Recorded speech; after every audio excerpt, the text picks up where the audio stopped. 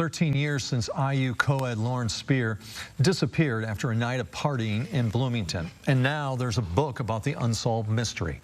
Russ McQuaid has the story. Lauren Spierer was wrapping up the 2011 spring semester at IU and thinking about breaking up with her boyfriend. But as the author of a new book finds, not before a night of strolling around downtown Bloomington heavily under the influence. Lauren hooked up with friends who continued to party until perhaps 4 a.m. when one of them, Jay Rosenbaum, said he lost track of her.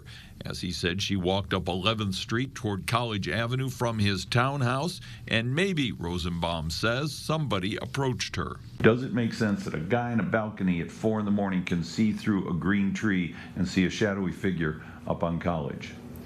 I couldn't see it with my own eyes when I went there. There's not a shred of evidence that she ever made it out of those townhouses alive. We caught up with Rosenbaum that summer and asked him about Lauren's last night. In order to protect this case, no one wants me talking. I'm sorry. Please stop. Author Sean Cohen's book, College Girl Missing, asserts that Bloomington police were slow on the uptake in the search for Lauren, or not nearly aggressive enough in questioning the inconsistent statements of the witnesses who were last to see her that morning. There were a whole lot of them who had, interesting things to say, informative things to say about what happened that night.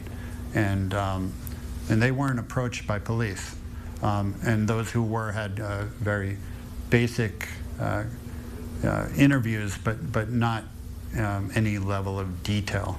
BPD told me today it had no comment on Cohen's book, a pattern of silence that has been present in Bloomington since Lauren Spierer went missing almost 13 years ago. When I got there, I was surprised at how, even more than I imagined, that people were clamming up and not talking, and the sensitivities in play.